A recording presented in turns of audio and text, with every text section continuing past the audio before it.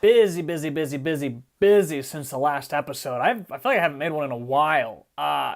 Quick life update before I get into this episode.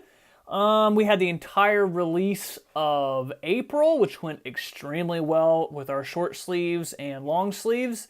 We actually just sold out of another size of long sleeves today, so we no longer have smalls. And I think we only have, well, they're right there behind me. You can see. Oh, no, you can't. You're listening to a podcast. You can't see anything. I think we have like 3 sizes left. I'm sorry. I didn't mean to say 3 sizes. We have 3 long sleeve t-shirts left. So that's exciting. I've been working on the May release. I finished up the V-necks this morning. I'm going to start in on the 3/4 sleeves tomorrow. And I think I've got the women's leggings print nailed down. I think I've got the curing. I've got the actual printing process nailed down for that. It is a new material, and I've never printed on it before, so that's exciting. But yeah, that's really it. And then just really staying on top of everything else, trying to get everything ready for June and July. Woo! It's exciting. I just love this life. I love what I'm doing, which kind of brings me in. Oh my gosh, I just made that such a perfect segue. I love what I'm doing. I really do. And I think one thing, I try to pick myself apart because I want to give the most value to people, and the only way that I know how to do that is I really only talk about things that I can talk about from my heart. And right now, that's why I don't really talk about business guru stuff. I don't really talk about like how to run a business, how to pick out all that nonsense. Because honestly, I don't feel like I don't have a 6 or an 8-figure business right now. I don't feel like I should be giving people advice on how to run a business. I understand I'm profitable, but at the same time, I don't feel like I'm well versed enough to be giving people assistance. So what I can do is I've really been looking in the mirror and trying to figure out, well, what do I do that's made me different than the normal clothing line or the normal fitness or whatever brand you want to look at. What do I do differently?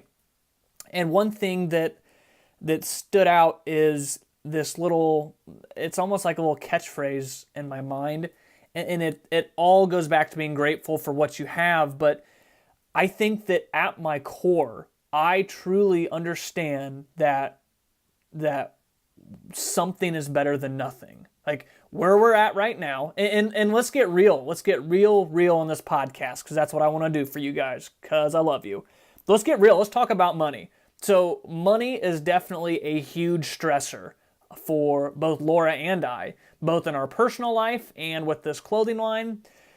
So in our personal life, obviously I'm employed by this. We're not raking in, we're not just rolling in money. Like we pay our bills and all that fun stuff, but sometimes we've got to make sacrifices and figure out where we're going to save money at. Same thing with the business is I want to do hats, and I have to do a minimum order, so that takes a huge upfront investment, which we'll be releasing hats for 3 months after that. But that's a huge upfront investment that we don't really have all the capital for yet. So for June, I have to wait and organize and plan out to make sure that we have the capital there. And it's a huge stress. I'd be lying right now if I said that didn't stress me out just a little bit, trying to figure out how to balance the money side of things, how to allocate funds and all that. But what I've realized is that as much as it stresses me out, it doesn't bother me, because at my core, I realize that it could be so much worse. I realize that being in the position to even place an order for snapback hats at a minimum quantity is a problem that other people would absolutely die to have. They would absolutely love to be in the position to work with an embroidery company that charges an upfront fee because you have to place a minimum order. Like, that's huge. Like, do you realize that most other clothing lines cannot work with custom cut and sew places? They cannot work with embroidery. They cannot work with this stuff just because they cannot afford that upfront investment. And I'm not trying to sit here and toot my own horn and say like our company's that profitable, because I just told you it's nice, but I don't have all the funds for it. We will have them by the time we need them, but we don't have them all right now. And what at my core, I just understand that even though it is stressful, and even though that our life is stressful at times, where we're at right now is not where we're going to be forever. All the trials and tribulations that we're going through right now are all micro. There's nothing on the macro level. I mean, as we've still got a house.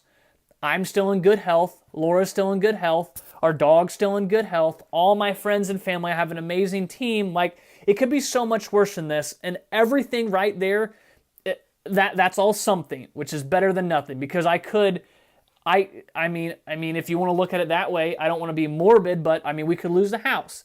Laura or I could get sick, and we'd have to figure something out. Our dog Zoe could get sick. Like, it can always be so much worse. And if you have that mentality, life just becomes so much easier. And it's not looking at things negatively. It's not saying that, oh, this is stressful, but you know what, someone has it worse. No, I mean, it's hard, but having that lens and being able to look at the world that way and say, look, I understand that where I'm at is stressful, but someone else would love to be in this position. Like, I think that's just a really cool lens to have to look at the world. And I feel like even before this clothing line, like, I had that. Like, empathy is something that I've always had, which I think kind of helps me along the way, is that I just sympathize and I empathize with people. Like, I get it. I get that life is stressful, and I completely understand when people try to justify and say why things are so hard in their life. I get it. I've been fortunate that I don't have to deal with an alien wife, or I don't have to deal with someone in my family. I don't mean to be going so morbid, but like, that's where my mind goes. Because honestly, if that would happen, like, I don't know what I would do. But I just think that mindset of just knowing that what you have now, no matter what it is, even if it's something as minuscule as, I mean, whatever you're thankful for. I mean, even being in the position to listen to this podcast, I mean, that's something that people don't have. And I think it's just really, this goes back to my thesis of just how grateful that we need to be for even being in the position. And it's just, this is just such an amazing time to be alive. And the fact that you can even listen to this is just, I mean, that's a blessing in itself.